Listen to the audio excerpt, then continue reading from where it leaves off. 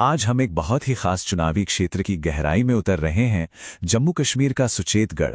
यहाँ के नतीजों के पीछे की कहानी क्या है, आंकड़े क्या कहते हैं, और सबसे जरूरी, भविष्य के लिए एक मजबूत रणनीति की शक्ल क्या हो सकती है। चलिए इसे परत दर परत समझते हैं। देखिए, सुचेतगढ़ को समझने के लिए सबसे पहले हमें इसकी जमीन को समझना होगा। यह सिर्फ नक्शे पर एक लकीर नहीं है। ये वो इलाका है जहां खेत की मिट्टी और सरहद का तनाव दोनों एक साथ सांस लेते हैं। यहाँ खेती किसानी ही पहचान है और साथ ही राष्ट्रीय सुरक्षा की चिंता भी हमेशा बनी रहती है। और यही मिलाप यहाँ की राजनीति को बहुत अलग और जटिल बनाता है। और यही वो सवाल है जो आज हमारे इस पूरे विश्लेषण की जड़ में है। 2024 के चुनाव में एक हार हुई, लेकिन हर नतीजा एक मौका होता है सीखने का, समझने का।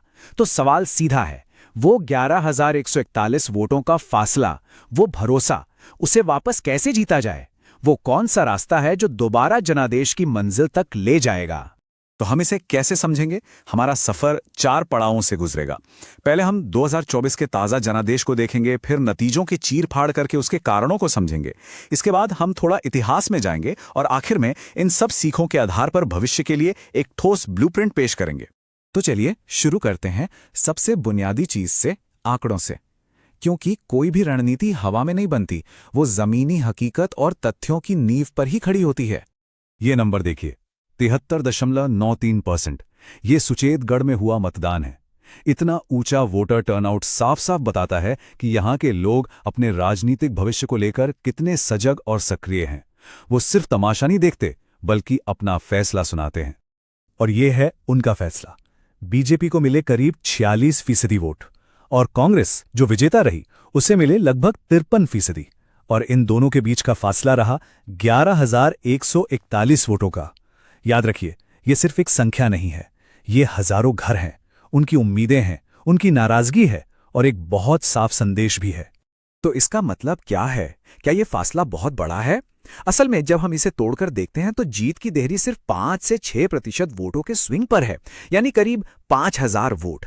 ये कोई ऐसा पहाड़ नहीं है जिस पर चढ़ा न जा सके। ये एक ऐसी खाई है जिसे सही रणनीति से आसानी से पाटा जा सकता है। आंकड़े तो कहानी का एक हिस्सा बताते हैं। अब जरा पर्दे के पीछे चलते हैं और समझते हैं कि ये सब हुआ क्यों। वो कौन सी वजह थीं, कौन सी कहानियां थीं जिन्होंने 2024 के नतीजों की स्क्रिप्ट लिखी। चुनावी मैदान में 2 बिल्कुल अलग अलग नैरेटिव टकरा रहे थे। एक तरफ बीजेपी का अभियान था जो राष्ट्रीय विकास, बड़े प्रोजेक्ट्स और प्रधानमंत्री मोदी के कार्यक्रमों पर केंद्रित था। वहीं दूसरी ओर विपक्ष की रणनीति पूरी तरह से जमीनी थी। स्थानीय बदलाव, लोगों का असंतोष और अपने ग्रासरूट नेटवर्क को मजबूत करने पर टिकी हुई थी। लेकिन 2024 में एक ऐसा बदलाव हुआ जिसने खेल के नियम ही बदल दिए। सुचेतगढ़ सीट का एससी आरक्षित हो जाना। इस एक फैसले ने यहां की सियासी वफादारियों की पूरी बिसात ही पलट दी। पारंपरिक जाट समुदाय के साथ साथ एससी और बटवाल समुदाय एक नए और बेहद निर्णायक वोटर ब्लॉक के तौर पर उभरा। और ये वो असल मुद्दे थे जो लोगों के जहन में सबसे ऊपर थे। ये सब रोजमर्रा की जिंदगी से जुड़ी परेशानियां थीं। सीमा पर गोलाबारी का डर और पक्के बंकरों की जरूरत, गांवों की टूटी सड़कें, खेती के लिए सिंचाई की कमी, अच्छे स्कूल और अस्पताल का ना होना। कुल मिलाकर लोगों में एक एहसास था कि उन्हें नजरअंदाज किया गया है। संवैधानिक मूल्यों के तहत हर नागरिक की गरिमा और सुरक्षा मायने रखती है, और लोगों की ये शिकायतें उसी गरिमा की मांग थीं। तो क्या 2024 का नतीजा कोई एक बार की बात थी, कोई अचानक हुआ हादसा, या इसके तार इतिहास से जुड़े हैं? ये समझने के लिए हमें थोड़ा पीछे चलना होगा, सुचेतगढ़ के पिछले 28 सालों के चुनावी सफर पर। हम इन 5 अहम चुनावों के पैटर्न को देखेंगे, 1996 से लेकर 2024 तक। इससे हमें यह समझने में मदद मिलेगी कि वक्त के साथ यहाँ की राजनीतिक हवा किस तरफ बही है। और ये चार्ट देखिए, ये एक बहुत ही अहम कहानी बताता है। 1996 में बीजेपी का वोट शेयर 26% था। 2008 तक ये बढ़कर लगभग 49% हो गया। और 2024 में हार के बावजूद पार्टी ने अपना अब तक का सबसे अच्छा प्रदर्शन करते हुए 46% वोट हासिल किए।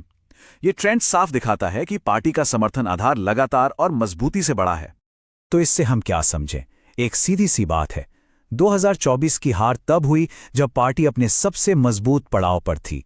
इसका मतलब साफ है, जब विपक्ष एकजुट हो जाता है तो वो एक बहुत बड़ी चुनौती बन जाता है, भले ही आपका अपना आधार कितना भी बढ़ रहा हो। तो अब तक हमने बीमारी को समझा, उसके कारणों को जाना। अब बात करते हैं इलाज की। आगे का रास्ता क्या है?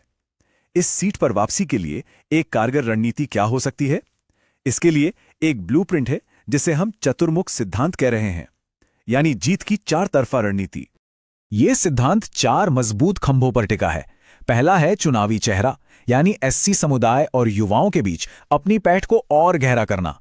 दूसरा है संगठनात्मक चेहरा, मतलब अपनी पार्टी की जमीनी ताकत, अपने कैडर और बूथ मैनेजमेंट का पूरा इस्तेमाल करना।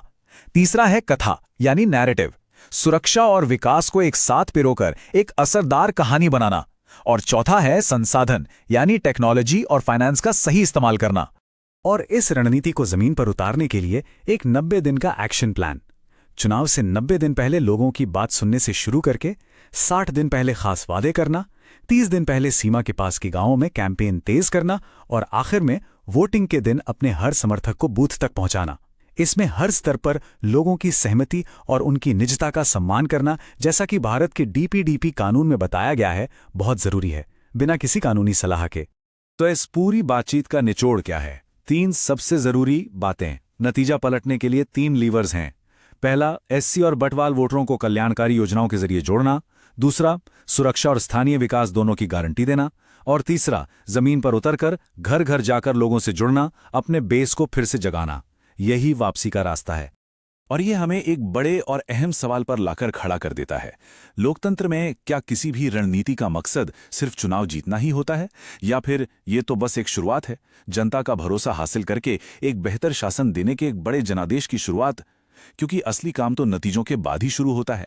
अगर आप एक जन केंद्रित नेता बनना चाहते हैं और अपने निर्वाचन क्षेत्र का उत्थान करना चाहते हैं, तो blueprintstrategies.ai से mgr@blueprintstrategies.ai पर संपर्क करें या 08042041602 पर कॉल करें। राजनीति से परे एक उद्देश्य।